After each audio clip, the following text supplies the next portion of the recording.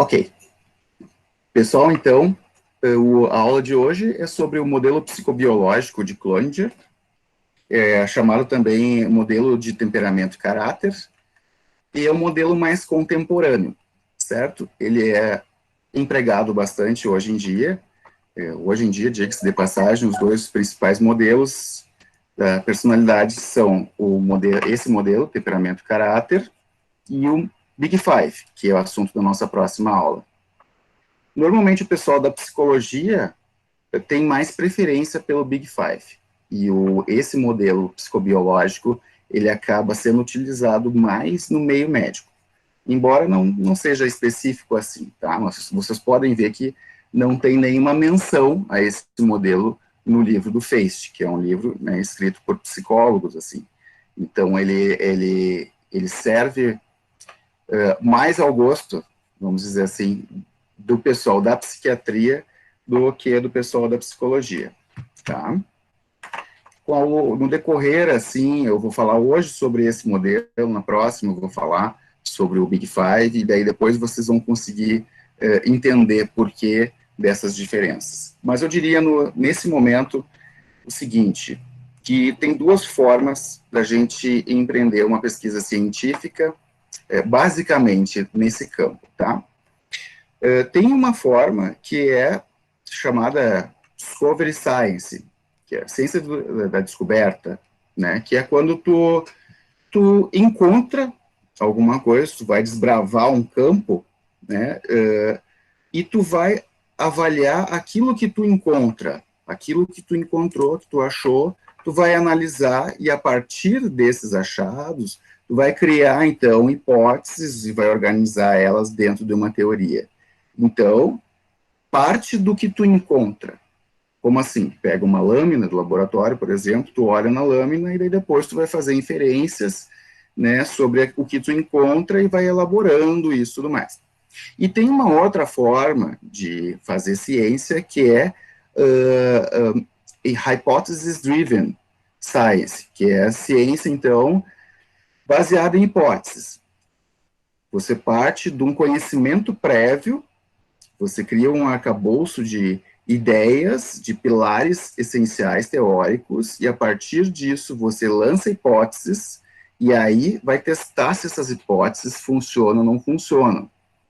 Então, basicamente, essas duas formas. O modelo psicobiológico, ele é hypothesis-driven.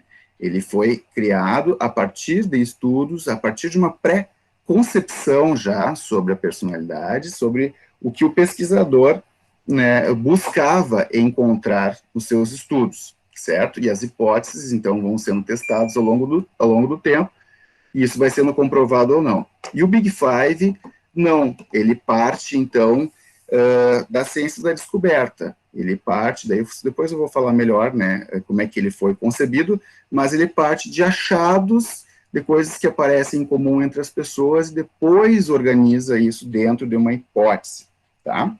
Dentro de uma teoria, melhor dizendo.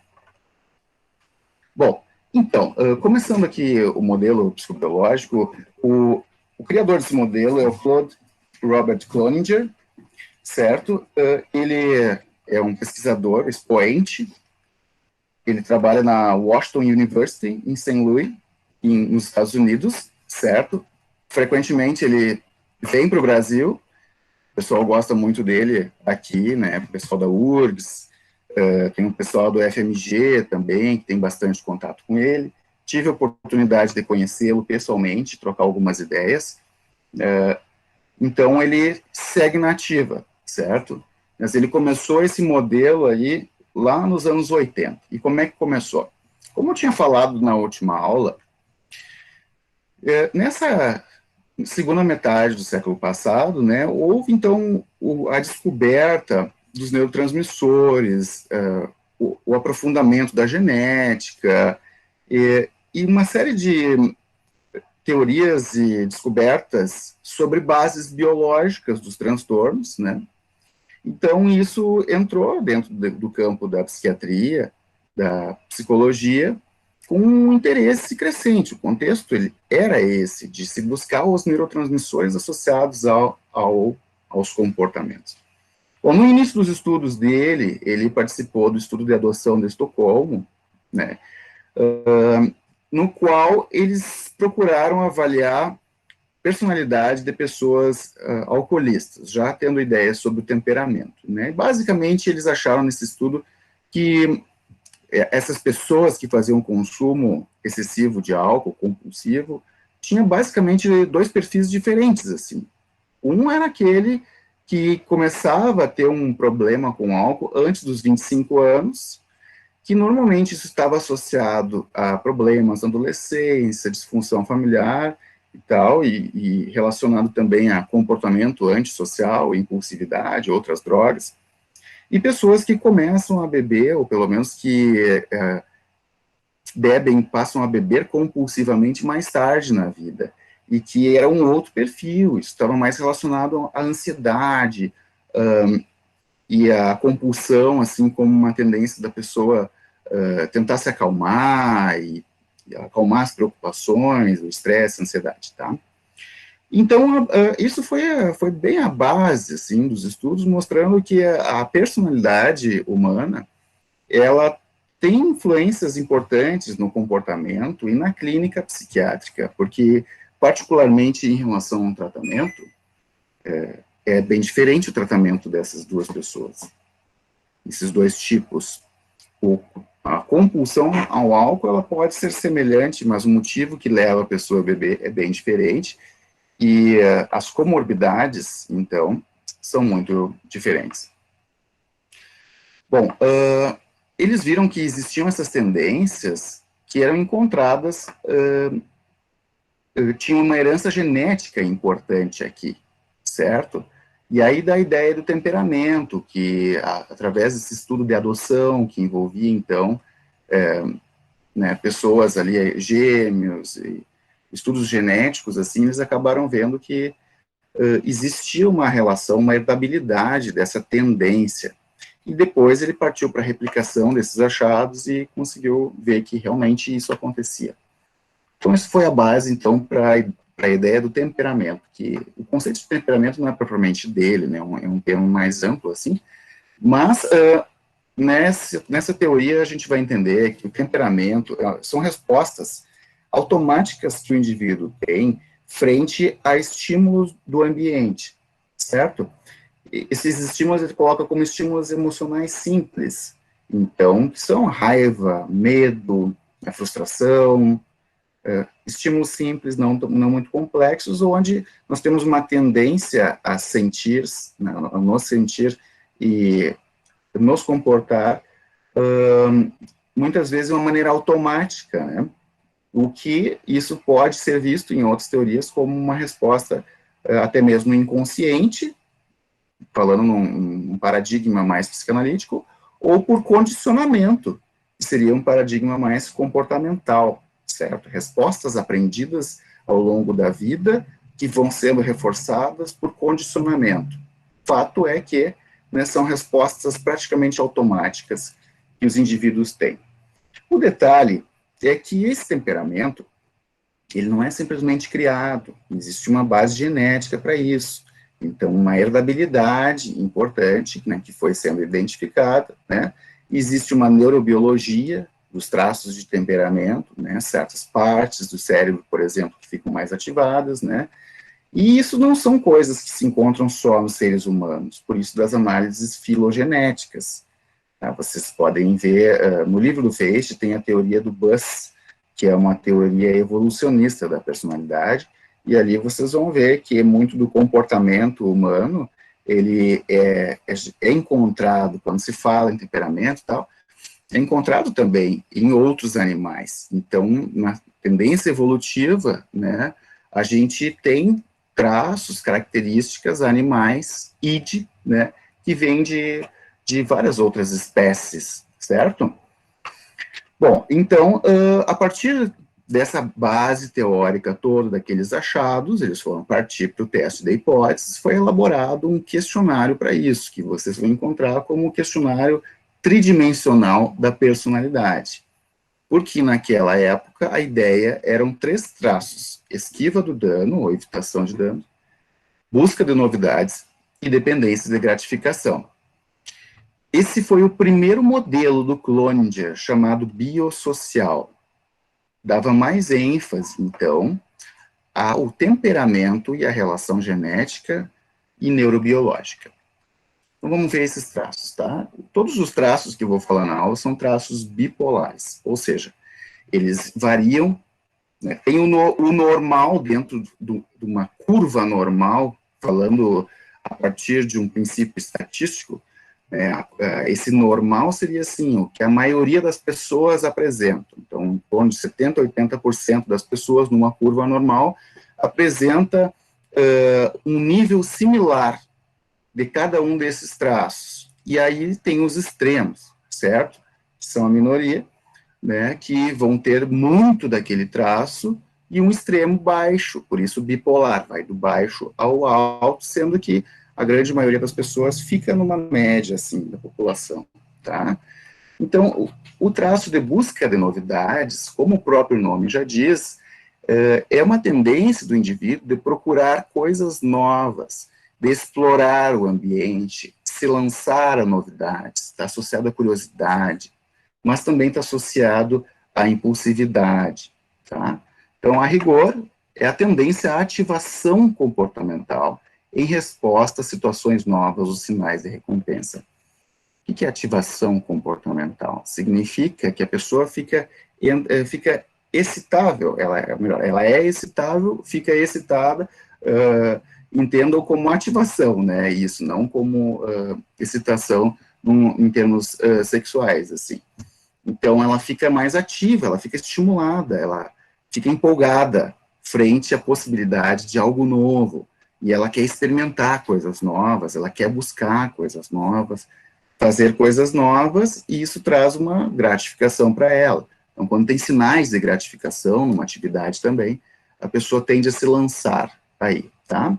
Então, características de pessoas que têm muito do traço de busca de novidades são pessoas mais exploradoras, assim, ó, de atividade exploratória, no sentido de buscar explorar o mundo, conhecer, né, pessoas diferentes, atividades diferentes, enquanto a pessoa com baixo, pouco desse traço, é uma pessoa mais reservada, que fica mais em casa, que uma rotina mais monótona, assim. Pessoa com muita busca de novidades também tende a ser mais extravagante, mais impulsiva e também mais irritável. Por outro lado, pessoa com pouco desse traço, né, tende a ser, então, menos impulsiva, mais rígida, mais controlada, mais parcimoniosa e não tão extravagante, né, e mais calma versus irritável. Entendam aqui uma coisa versus a outra, tá? Porque é difícil, às vezes, encontrar uma tradução precisa no português. Então, para vocês entenderem, precisam, não peguem as palavras isoladas, mas peguem dentro de um contínuo e tentem entender, né, uma coisa num extremo e outra coisa no outro, tá? A esquiva do dano, outro traço, então, se refere a uma tendência daí já da inibição comportamental, em resposta a situações particularmente perigosas, reconhecidas como perigo. A pessoa tende a evitar os perigos, tá? Então, isso envolve medo, uma tendência ao medo, à ansiedade, frente a ameaças reais ou imaginadas. Pessoas que têm muita esquiva do dano tendem a ser, então, mais pessimistas, isso vai dar errado, não vai dar errado. Tem mais pessimistas, mais medrosas, mais tímidas e mais fatigáveis, certo? E pessoas com menos desse traço são pessoas mais otimistas, então mais confiantes, mais sociáveis, porque não tem tanto o medo da interação social, e mais vigorosas. Aqui, o fatigável versus vigoroso entra num aspecto físico, assim, de quem tem esse traço, que é a energia da pessoa, o quanto essa pessoa tem de vitalidade, assim. Isso envolve a questão da ansiedade. Pessoas que têm muito desse traço têm uma tendência maior à ansiedade, uma tendência maior para preocupação. E a ansiedade está relacionada a estresse, ficar muito preocupado, ficar estressado, envolve um gasto de energia, certo? Mental, né? Ou seja, nos nossos neurônios, nosso cérebro, e a pessoa mais ansiosa também fica mais tensa, pouco relaxada, e com isso, então, ela também pode ter um gasto maior energético, ter dores no corpo. Então, são pessoas que tendem a ficar mais cansadas, assim, tá? Tanto que antigamente, né, se falava mais, né, síndrome da fadiga crônica, ou neurastenia também, né, não que tenha deixado de existir, assim, mas seria uma característica extrema, talvez, disso. E o outro traço é dependência de gratificação. A gratificação que está se falando aqui é uma gratificação social. Então, esse traço se refere à sociabilidade, à sensibilidade social. É uma tendência, então, a responder aos estímulos de recompensa social. Então, pessoas, né, com muito desse traço são mais sensíveis nas relações interpessoais. Precisam dos sinais de aprovação dos amigos, dos colegas, dos pais, né, cônjuge, namorado, namorada, filhos, certo? São pessoas mais sensíveis, por exemplo, quando recebem um não, quando não são convidados para alguma coisa, ou quando acontece alguma piadinha, por exemplo, né, sobre algo dela. Não que ela seja necessariamente tímida, mas sensível, tá? Então, as pessoas com muito desse traço tendem a ser mais sentimentais, mas ao mesmo tempo mais calorosas, mais abertas ao contato humano, e também podem ser mais dependentes do outro, certo? Enquanto quem tem muito pouco desse traço são pessoas, então, mais críticas versus sentimental, mais distantes, né, reservadas, assim, tem, em vez de ser mais calorosas, tem mais desapego, são mais independentes, assim, não ligam tanto para as questões interpessoais. Então, logo que ele concebeu esse modelo, vocês veem, né, que a publicação aqui é de 87, assim, né, era a época que se falava muito em 3 neurotransmissores, dopamina, serotonina e noradrenalina, que são os principais neurotransmissores aos quais os antidepressivos agem. E aí se viu, por exemplo, tratamento para pessoas, né, vamos dizer, pessoas que têm muito esquiva do dano, tendem a ter mais ansiedade, né, a ansiedade normalmente melhora com inibidores da recaptação da serotonina. Então, a ideia aqui era criar uma relação dos traços com sistemas dos neurotransmissores no sistema límbico, certo? E fazer uma relação, né, de forma que a hipótese era de que quem tem muita esquiva do dano, por exemplo, teria pouca serotonina. Quem tem muita busca de novidades, tem pouca dopamina. Ou seja, para quem tem muita busca de novidade, não é qualquer coisa que estimula a pessoa, entendeu? Ir para o pátio todos os dias, regar as plantas, sentar, tomar um chimarrão. Isso para essa pessoa talvez seja muito pouco. Ela precisa sair correr de moto, por exemplo, ela precisa se engajar numa atividade altamente estimulante, ela precisa saltar de paraquedas, fazer montanhismo, ela precisa sentir mais, né? Porque para ela é pouco aquilo. Tá? E com relação à dependência de gratificação, estaria relacionado aqui à noradrenalina.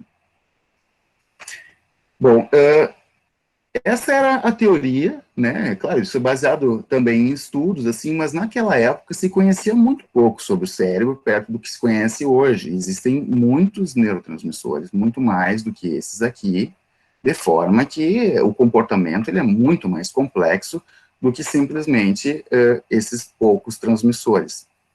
Então, assim, ó, hoje em dia, essa teoria do temperamento, ela tem algumas coisas que realmente se mostram, apontam nessa direção, tipo isso da esquiva do dano à serotonina e da busca de novidades, a dopamina, né? Por exemplo, busca de novidades é um preditor de uso de substâncias, particularmente pessoas com muita busca de novidades, né, se isso for usado, ou se a pessoa não achar uma saída saudável para isso, muitas vezes ela acaba tendo um transtorno de déficit de atenção, ou problemas com o uso de drogas estimulantes, particularmente cocaína, êxtase, né, e outras, tá? Aqui da dependência de gratificação e noradrenalina, até onde vai o meu conhecimento, não é algo bem claro assim, tá? Tanto que tem antidepressivos, que são serotonérgicos, noradrenérgicos, também, que se usam para ansiedade. O que hoje em dia tem se considerado são outros sistemas, particularmente da ocitocina, por exemplo, tá? Que tem a ver com esse comportamento afiliativo de apego, de união, e particularmente em pessoas, por exemplo, com um transtorno de personalidade borderline, que poderiam ter pouco desse traço, aliás, ter muito desse traço, ter muita sensibilidade, assim, a rejeição, vazio e tudo mais, né, tem se falado sobre isso, como propostas de tratamento, envolvendo também sistema opioide e outras coisas. Mas isso só para vasopressina, né, ocitocina, vasopressina, só para comentar para vocês que a ideia inicial era essa, mas isso não é assim reducionista dessa forma. Hoje em dia se sabe que é tudo muito mais complexo. Tem todo um sistema hormonal também, não é só neurotransmissor, que age no comportamento. Mas algumas coisas se viu já naquela época, particularmente a relação da combinação entre esses traços para cada transtorno de personalidade. Aqui eu não vou entrar na questão específica dos transtornos de personalidade, desses estudos, né, mas só para mostrar para vocês que existem diferentes transtornos de personalidade, nós vamos ver na última aula, e eles têm a ver com um perfil realmente diferente de temperamento e de caráter, tá? Então, isso, quando foi descoberto, né, ainda foi lá naquela época, mas isso foi replicado algumas vezes, tem estudos mais recentes. O último que eu vi em relação a essa ideia dos traços do Cloninger com relação a transtornos de personalidade foi de 2013. Mas tem outros estudos também, tá, que mostram mesmo nessa direção.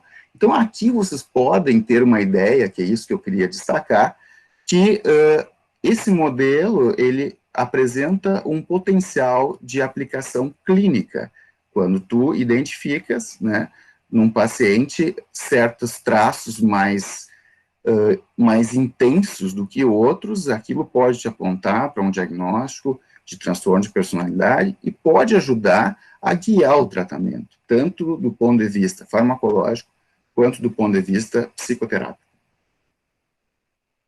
Bom, com o passar do tempo, foram fazendo mais estudos genéticos, de herdabilidade e tudo mais, né? Se viu que aqueles traços têm muita herdabilidade, mas antes a persistência estava dentro, era considerado um subtraço da dependência de gratificação.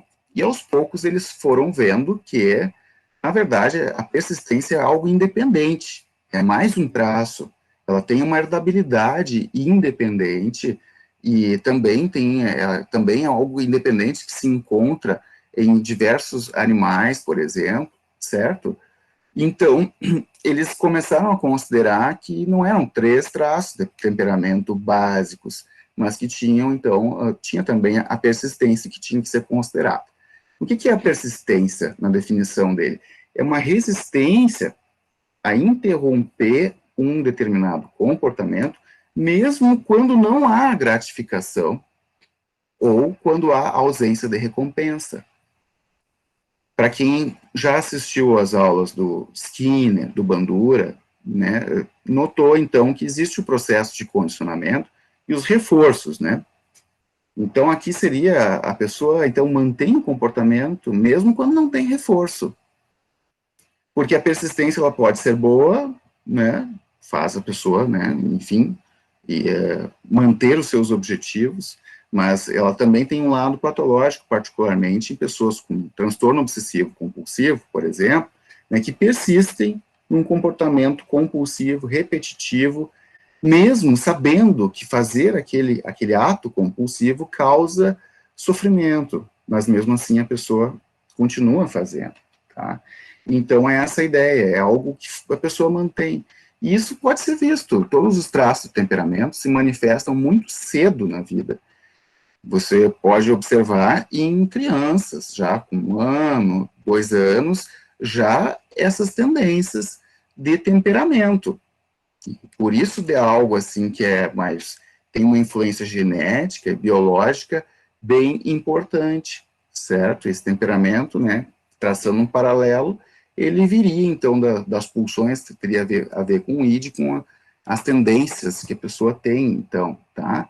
E aí se vê a criança com 2 anos, por exemplo, tem umas que ficam fazendo uma mesma atividade de montar alguma coisa por bem mais tempo que outras, né?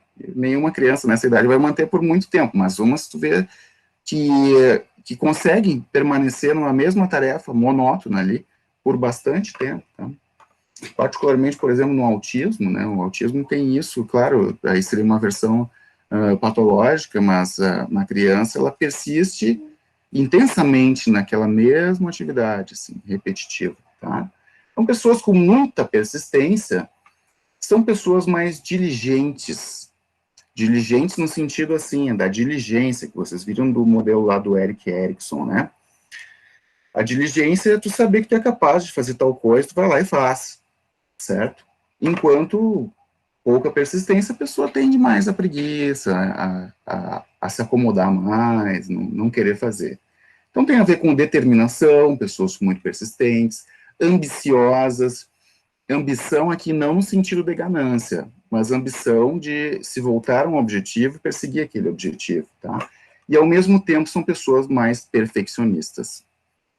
Por outro lado, pessoas com baixo desse traço, então, né, também tendem a ser mais flexíveis e menos rígidas, assim, mais soltas, mais despreocupadas, mais maleáveis, certo? Frente às imperfeições. Então, foi visto ao longo do tempo que cada traço aqui, né, tem desses de temperamento, tem pelo menos 50% de herdabilidade, isso estudando entre gêmeos monozigóticos e dizigóticos e tal, são esses estudos de herdabilidade que se faz, né, que observou-se que não é um gene, mas são diversos genes, e eles são bastante estáveis ao longo do tempo, ou seja, a pessoa nasceu assim, ela vai continuar assim, tendo essa tendência do temperamento ao longo de toda a vida, exceto para a busca de novidades, que existe uma tendência de reduzir um pouco ao longo do tempo, particularmente depois dos 40 anos, por aí, vai tendo uma tendência a pessoa ficar menos buscadora de novidades, mas não é tanto assim também, e os outros traços tendem a permanecer no mesmo nível. Então, vejam que faz sentido algumas coisas que foram colocadas em outras aulas, assim, né, como tendências que nós temos, que vêm de dentro, certo? Que tem a ver com o nosso instinto, com a nossa biologia, né, são coisas que fazem parte da gente. Tá, mas e aí? E aí que, com o tempo, o próprio Clondier, estudando também diversas bases teóricas, como essas que vocês têm na disciplina, incluindo conceitos psicodinâmicos, comportamentais, cognitivos, bases filosóficas, certo? Muito estudo, para quem quiser saber mais, tem o livro dele, que é esse aqui, ó, The Science of Well-Being. Eu acho que não tem traduzido no português, mas é o livro onde ele expõe toda a teoria dele, certo? Eu não coloquei como material de leitura, primeiro que não teria como encontrar a fonte assim, né, que vocês, né, talvez tivesse que comprar o livro e tal, mas segundo que é muito extenso para o estudo dessa disciplina. Então, quem quiser ir buscar, né, vai entender muito bem o que ele colocou ali e tal, mas é bastante leitura, assim. Mas o que aconteceu é que ele foi vendo, mesmo naquele estudo das personalidades, né, e hoje ele brinca, assim, que, assim, o temperamento, ele mostra, então, aponta para que tipo de personalidade, ou de transtorno de personalidade que a pessoa pode ter.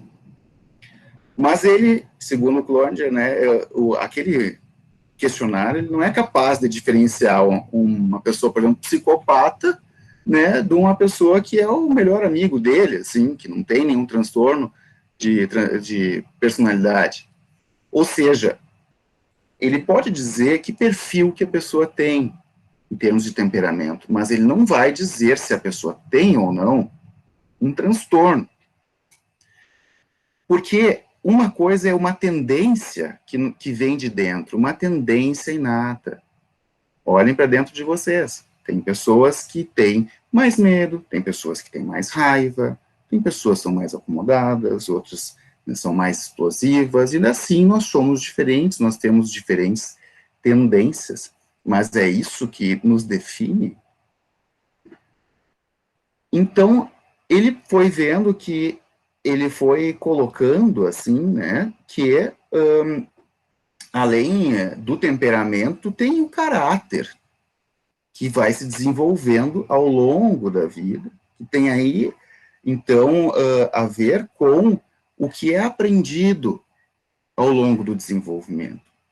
O que é aprendido, o que vai formando, então, esse caráter do indivíduo, né, vai formando a partir dos pais, a partir da assimilação da cultura, da sociedade, de forma cognitiva e emocional.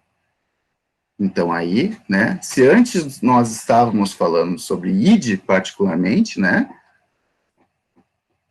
não totalmente, mas assim, podemos fazer uma relação, agora nós estamos falando sobre a formação do ego. Então, como um aprendizado, né, onde a gente vai se aculturando, e como o próprio Freud já dizia, né, a figura do cavaleiro, né, que está montado no cavalo, onde o id é o cavalo e o cavaleiro é o homem, é o ser humano, né, que doma os seus instintos. É preciso, para viver em civilização, é preciso que a gente aprenda a domar os nossos instintos. E é isso que a gente vai aprendendo ao longo do nosso desenvolvimento. Então, ter um certo temperamento não quer dizer que a pessoa vá manifestar aquele temperamento ou que aquilo vai trazer tanto impacto na vida. Existe o caráter que vai modular a expressão do temperamento, certo? E o caráter, então, ele vai ser, por definição, um reflexo dos objetivos, valores pessoais. Um parênteses. Não confundam o termo caráter aqui, que, por exemplo, na psicanálise também é usado, assim, caráter é usado na psicanálise como sinônimo de personalidade. Aqui, caráter como uma diferença do temperamento. Mas não confundam isso com uma visão moral sobre o caráter. Não, a gente não está falando de bom caráter ou mau caráter, certo? Não tem nada a ver. Caráter é uma característica, então, da pessoa, tá? Então, esse caráter ele tem a ver, né, com o conceito de self, com as relações self-objeto, sujeito-objeto, certo? Mas ele dá um plus além daquilo que a gente tinha já estudado, né, que é a relação que esse indivíduo tem com relação ao todo. Porque existe o eu, existe a relação do eu com o outro, mas existe uma relação do eu com a existência, com o existir no mundo, e então que se refere a todos os outros e todas as outras coisas, certo? Depois eu vou especificar um pouquinho mais, tá? Então ele expande um pouco mais o que se conhecia até então, o que se falava até então, em termos de self e relações self-objeto, tá? Ele não é psicanalista, ele não é psicodinâmico, tá? Ele é um cientista geneticista, psiquiatra e geneticista, certo? Então, primeiro se pensou que o caráter ele viria como um desenvolvimento ao longo da vida, viria com o desenvolvimento, certo? Né, e que teria a ver, então, com esses conceitos de maturidade do ego, força do ego, desenvolvimento psicossexual. Hoje em dia se sabe que uma parte desse caráter também é herdada, tá? Ele vai tendo, sim, um aprendizado maior em relação ao temperamento ao longo da vida, mas ele não é totalmente aprendido. Também tem algo de inato nele, tá? Bom, são 3 traços que ele coloca traços de caráter. O autodirecionamento é o primeiro deles. O autodirecionamento, eu, se refere, então, ao indivíduo, né, como ele se percebe, o que ele faz, tá? Então, aqui na definição, refere-se à percepção da pessoa como um indivíduo autônomo, que possa agir externamente para alcançar os seus objetivos. Autodirecionamento, direcionar-se por si mesmo em relação a um objetivo. O conceito é esse, tá? Envolve independência, autonomia, senso de propósito, responsabilidade, certo? Mas quando as pessoas, então, têm bastante desse traço, são pessoas mais determinadas, desenvoltas, responsáveis, tendem a se aceitar mais e ser mais autorrealizadas, certo? São independentes, elas podem ficar bem mesmo sozinhas. Mesmo sozinhas, elas não se sentem em solidão. Elas podem ficar bem, e às vezes elas buscam isso, tá? Quando a pessoa tem pouco desse traço, são pessoas que tendem a se culpar ou culpar mais os outros, não têm objetivos muito claros na vida, se sentem mais desamparadas, são pessoas mais defensivas, assim, e se culpam, não tem muita autoaceitação dos seus defeitos, certo? São pessoas mais conflituadas. O segundo traço, que é a cooperatividade, se refere da relação de uma pessoa com a outra. Cooperar, trabalhar cooperativamente. Então, se refere às relações interpessoais e à percepção do outro. Pessoas com mais cooperatividade são mais tolerantes, mais empáticas, elas são mais prestativas, fazem coisas mais pelo bem dos outros, compassivas e com princípios morais com relação ao outro. Normalmente, quem é mais tolerante e empático também, né, tem mais esses princípios em relação ao outro, né, que guiam também a sua vida, assim. Que tem pouco desse traço são pessoas mais preconceituosas, insensíveis em relação aos outros, né, insensível com relação a não perceber que está causando mal para outra pessoa, a ser pouco empática, tá? Não que ela não sofra, aliás, ela vai sofrer mais do que quem tem uma boa cooperatividade, vai ter mais problemas na vida, mas é a sensibilidade aqui em relação ao outro, né? São mais hostis, né, vingativas e oportunistas, assim, não ligam muito para o outro. E autotranscendência, que seria o traço que tem a ver com a relação do indivíduo no mundo que ele existe, no lugar que ele existe, uma relação com o todo, com todas as pessoas, né, com o universo, enfim, tem várias definições, né, não se tem uma palavra precisa para dizer isso, mas poderia ser dito como uma capacidade individual de perceber-se como integrante de um todo. Pessoas que têm bastante desse traço são pessoas mais altruístas, que fazem o bem pela humanidade, por exemplo, idealistas, mais transpessoais, ou seja, pensam além do indivíduo, além dos indivíduos, mais espirituais, mais espiritualizadas, certo? E mais contemplativas, assim, né? Admiram-se mais com as coisas, são mais contemplativas da natureza das coisas, natureza das pessoas, da própria natureza. Quem tem pouco desse traço, então, ele colocou como convencional, meio estranho, né? Mas seria meio que seria o oposto do altruísmo, que são pessoas mais individualistas, assim, né? Não estão ligando muito, assim, para fazer o bem para os outros, né? São mais pragmáticas, mais práticas versus idealistas, mais pé no chão, mas são mais individualistas, então, né, mais céticas, não acreditam em coisas que não podem ser provadas, né, precisa ver para acreditar, e mais materialistas, ok? Então, com relação à evolução do caráter ao longo da vida, aqui se mostrou de uma forma diferente. Também tem uma associação genética, tem alguma herdabilidade, como eu falei, né? Mas assim, ó, aqui é diferente do temperamento, que eu falei para vocês que o temperamento, ele segue mais ou menos no mesmo nível ao longo da vida. O caráter não. O caráter, ele vai aumentando. O autodirecionamento, a cooperatividade, né? Eles vão aumentando conforme o andar, o desenvolvimento, até que se chega a um certo nível de estabilidade, assim, entre os traços, ok? Basicamente, isso acontece com autodirecionamento e cooperatividade.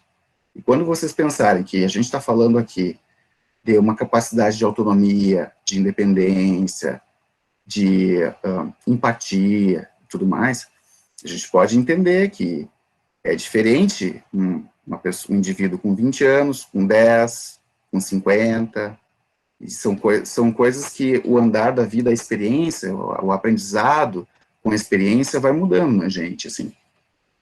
Mas a autotranscendência, aqui não está claro no slide, né? Tem outros materiais melhores, mas eu não encontrei aqui para colocar na aula. Mas, assim, a autotranscendência, ela é maior, tende a ser maior em jovens, adultos jovens, tá? E ela vai diminuindo ao longo dos 30, dos 40 anos, que é a fase do adulto maduro, né, considerado assim, vai diminuindo, assim, nesse período, que é uma fase que o indivíduo normalmente acaba se preocupando mais com questões materiais, e depois é uma tendência ao aumento novamente, a partir dos 50 anos, segundo ele explica isso conforme as experiências relacionadas à morte, de doença, de sofrimento, a gente começa a se ater mais às crenças, né, espirituais, e tudo mais. Bom, aqui é importante dizer qual é a relação dos traços de temperamento e caráter. Se acredita, né, nesse modelo que o temperamento e o caráter são coisas independentes. Então, diferentes temperamentos podem aparecer no mesmo perfil de caráter e vice-versa. Então, um mesmo temperamento também pode aparecer em perfis diferentes de caráter, certo? Então, eles funcionam como sistemas independentes. Bom, então agora, quando a gente fala de temperamento e caráter, a gente está falando, então, no modelo psicobiológico, né, que não era só o biossocial, é o psicobiológico, né, da personalidade. Ele utiliza o mesmo conceito do Gordon Allport da personalidade, que eu vou falar sobre ele na próxima aula, assim, que é uma organização dinâmica dentro do indivíduo, ou seja, é psicodinâmico, existe um dinamismo, não é algo estático, parado, tá? Dos sistemas psicofísicos, ou seja, de toda a neurobiologia e os impactos no psiquismo, que determinam um ajustamento único ao ambiente, ou seja, determinam aquelas características individuais, tá? E quando a gente fala de personalidade nesse panorama, a gente fala de traços. O que são os traços? Pelo próprio Allport também, uma estrutura neuropsiquiátrica, ou seja, se pensa que existam bases neurobiológicas, que tem uma capacidade de processar muitos estímulos funcionalmente equivalentes, iniciar e guiar formas de comportamento adaptativo e expressivo. Ou seja, o traço seria uma estrutura, são coisas que estruturam a personalidade, sabe? São os tijolinhos fundamentais da personalidade, vamos dizer assim, tá? Hoje em dia, o modelo de temperamento e caráter, ele é colocado pelo próprio Cloninger como TCI. Existe um questionário, que é um questionário usado para medir esses traços. Essas teorias que eu estou falando são teorias estruturais da personalidade, são teorias desenvolvidas dentro das universidades, nem nos laboratórios, como é no comportamentalismo, nem na clínica, no consultório, através de relatos de caso. Aqui são estudos com populações, com grandes amostras, né, atendo-se aos princípios metodológicos da ciência. Então, nasce dentro das universidades, e como nasce aí, existe uma metodologia para testar essas hipóteses. E, para se testar, você tem um questionário para isso, tá? e tem um questionário que mede os traços do Cloninger, então, né, que se chama Temperament and Character Inventory, TCI. E existem diferentes versões do TCI. Mas, hoje em dia, quando ele fala do modelo como modelo TCI, não confundam com questionário.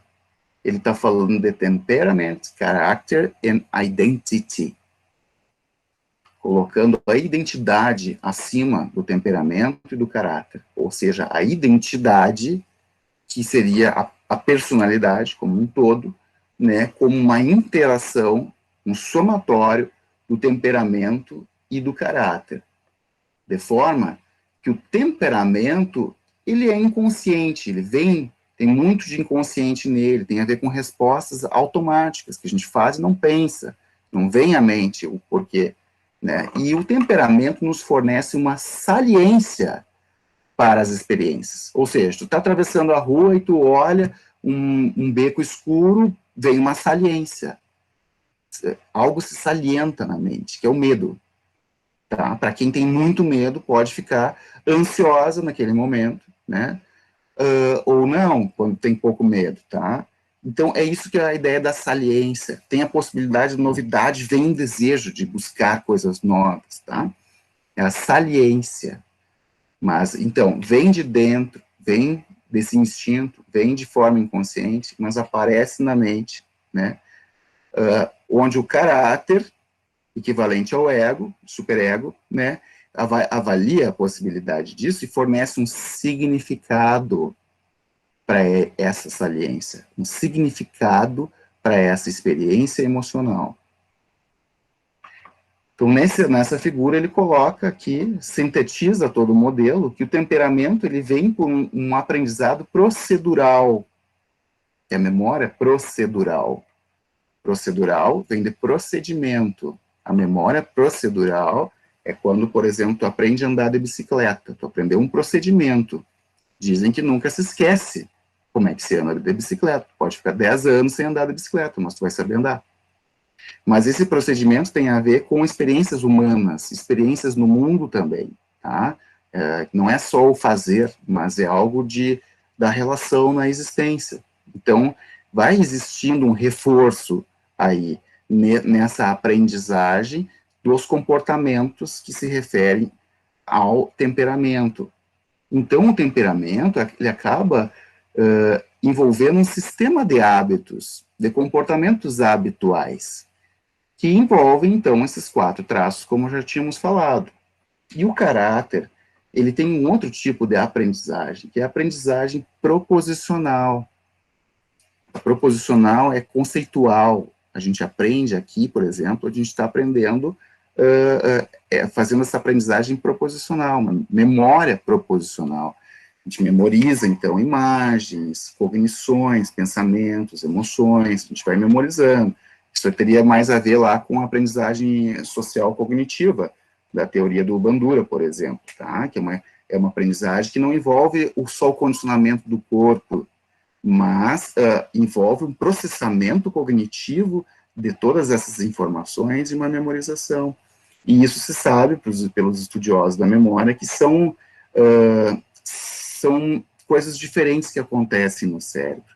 Então, de forma que, às vezes, tu tem uma pessoa com uma demência ou com uma lesão cerebral, onde ela esquece fatos da vida, mas ela não esquece de andar de bicicleta, por exemplo. Como é que anda de bicicleta? Certo? Nesse sentido, são aspectos diferentes da memória e da aprendizagem. Então, o caráter envolve esses padrões cognitivos do pensar e do sentir, tá? Que se refere, então, aos 3 traços aqui: autodirecionamento, cooperatividade e autotranscendência. Indo para o final da nossa aula, a partir da concepção do modelo teórico, né, o temperamento caráter surgiu assim como um modelo, como uma proposta de estudo em 93.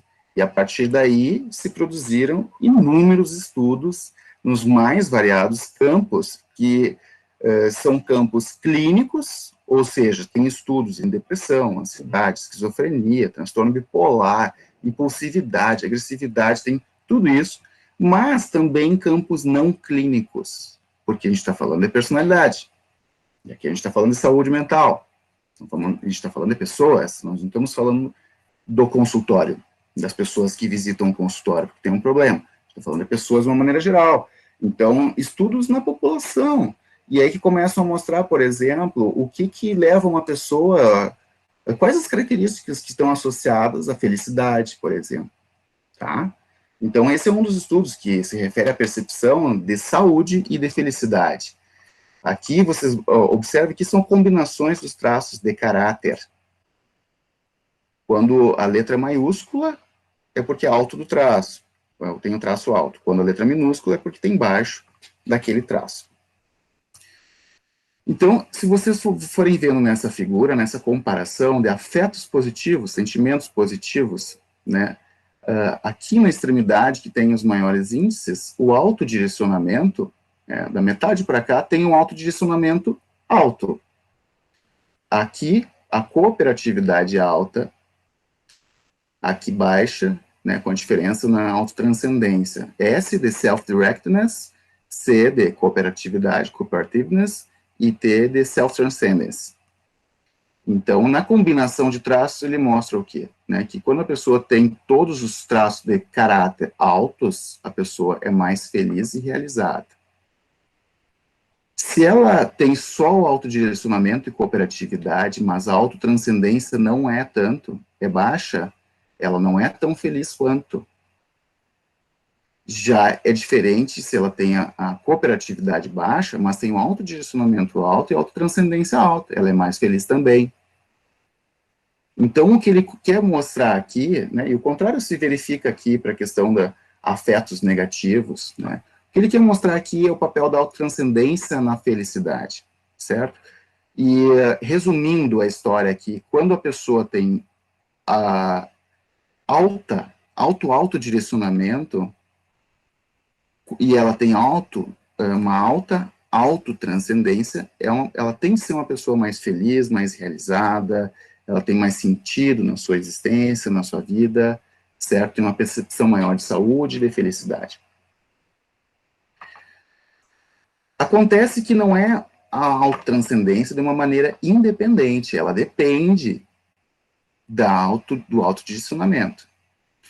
E aí eu vou dizer para vocês que o autodirecionamento, ele é um marcador de saúde mental.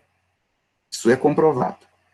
As pessoas têm bastante desse traço de autodirecionamento, elas tendem a ter uma melhor saúde mental.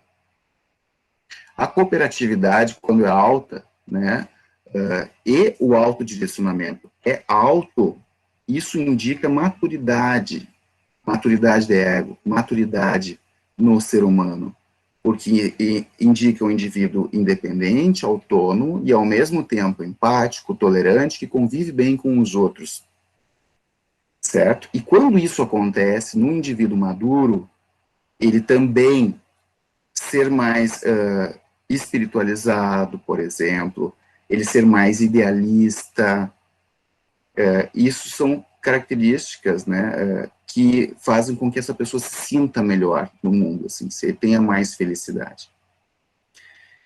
Mas, quando o autodirecionamento é baixo, isso é um marcador daí de doença mental. Esse traço, estou falando de forma independente mesmo, os estudos mostram isso, que é um grande marcador, assim, de que a pessoa, ela tem uma tendência maior a qualquer transtorno mental.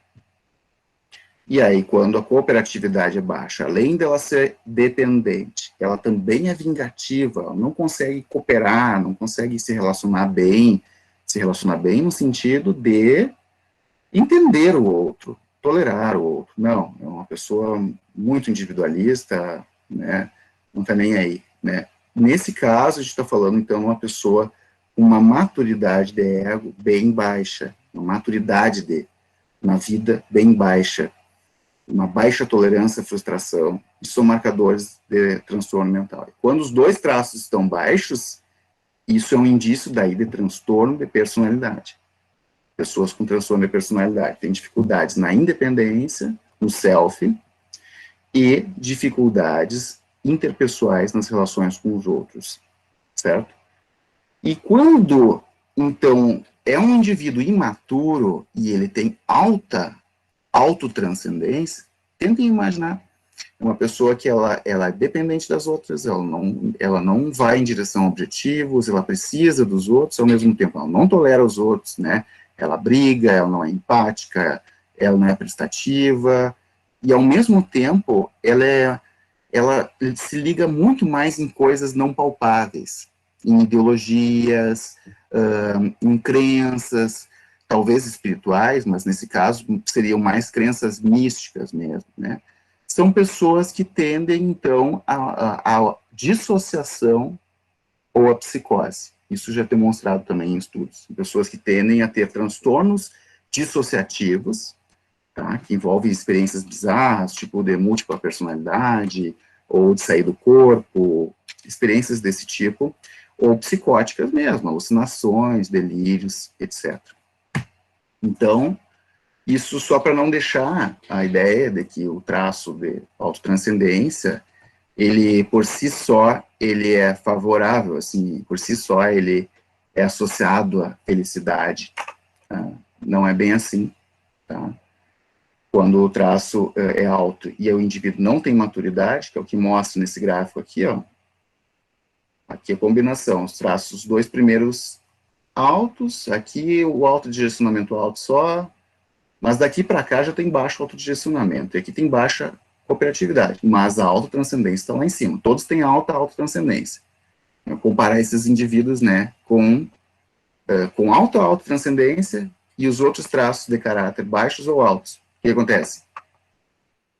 Né, a pessoa tem menos satisfação na vida, menos percepção de saúde e menos percepção de suporte social, o que pode ser um grande problema. Para terminar, bastante útil, assim, com relação à medicina, né, tem alguns estudos nesse campo que avaliam a resiliência em médicos, estudantes de medicina, que foi um estudo australiano, que mostrou traços em médicos, relatando, então, que a resiliência nesse estudo, ela foi associada de forma independente a alguns traços. O autodirecionamento, uma alta cooperatividade, ter uma alta persistência e tem baixa esquiva do dano. Bom, por quê? Vamos pensar um pouquinho sobre isso, né? É preciso na profissão, não só na profissão médica, mas aqui a gente está falando da profissão médica, é preciso que a pessoa desenvolva, pelo menos, né, tenha um bom autodirecionamento. Médico é aquele que vai ter que estudar a vida inteira. Isso a população sabe, todo mundo sabe, né? Não termina o estudo na faculdade. Normalmente, o médico trabalha em equipe. Se ele não lida bem com equipe, se ele não tolera, se ele não é empático com os colegas da enfermagem, higienizadores, secretário e tal, ele passa a ser uma figura problemática no ambiente hospitalar, numa clínica, certo? É preciso ter persistência, porque a profissão, ela envolve uma boa carga de frustração, até mesmo só pelo fato de ter que estudar bastante, e às vezes se privar de muitas atividades de lazer, de, né, coisas boas, assim, em razão dos estudos, precisa ter muita persistência. E a pessoa também precisa ter não tanto a esquiva do dano, ou seja, ela precisa não ser tão medrosa assim, né, porque a gente vai enfrentar situações difíceis, que vão envolver medo, né, na profissão mesmo falando, certo? Aqui agora para finalizar, tá?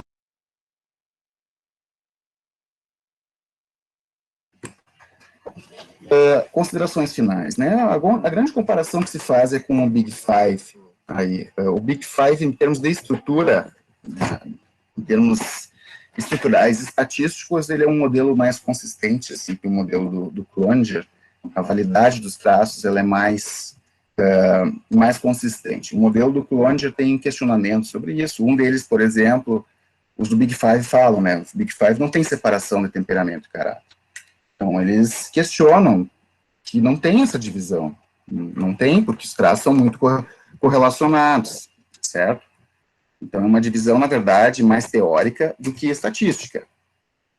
Então, existem essas críticas ao modelo, assim, né? Eles foram concebidos de formas diferentes e servem para coisas diferentes. Uma coisa interessante da contribuição do modelo, e não só da teoria, mas do Cloninger mesmo, né? Com tudo isso que ele traz, ele fala muito sobre bem-estar, sobre saúde, sobre felicidade, e como os seres humanos podem ser mais felizes, mais, né, satisfeitos na sua vida, realizados. E isso contribui muito para a psiquiatria e para a psicologia positiva, que são áreas dentro desses campos que tratam mais da parte da saúde e não muito da parte da doença, porque muito do que se estuda dentro do curso de medicina, na verdade, é sobre a doença, né? Não tanto sobre a saúde, mas esse estudo existe dentro de todas as áreas da medicina, né? Então, aqui, particularmente, existe uma contribuição importante, tá? Tem críticas com relação ao traço de autotranscendência dele, que é o que é mais difícil de ser aceito, particularmente pelos céticos. Acredito que muito pela falta de compreensão, sim, tem uma tendência a se pensar isso como um traço de espiritualidade ou de religiosidade, o que, na verdade, não é algo nem um pouco do além, isso está dentro da concepção de saúde, da Organização Mundial de Saúde, que já tem décadas dessa concepção, mas, na verdade, não é isso que ele está falando como autotranscendência, não se refere a isso. Uma pessoa pode não ter uma religião, por exemplo, e ter um bom nível de autotranscendência. Não se refere a ir à igreja, se refere a ter valores, se refere a se pensar como alguém integrante que influencia dentro de um mundo, certo? E, por último, é um modelo útil clinicamente. Embora, assim, não é tão pragmático, depende do preenchimento de questionários, né? Mas com o aprendizado do modelo, a gente vai entendendo, vai conseguindo aprofundar mais a visão sobre os transtornos de personalidade, sobre a personalidade de maneira geral, e na verdade, tem mais propostas de uso clínico disso, particularmente vindo dele. Ele tem a Anthropedia Foundation, que é onde ele desenvolve esses usos clínicos do modelo. Ele tem toda uma proposta de tratamento, um trabalho com moradores de rua, por exemplo, no reforço de traços baseados, então, na avaliação da personalidade dele. Então, isso dá origem ao que ele chama de terapêutica centrada na pessoa. Seria uma forma de trabalhar em psiquiatria baseada na individualidade daquela pessoa. O que aquela pessoa tem de características individuais, isso envolve a avaliação da personalidade.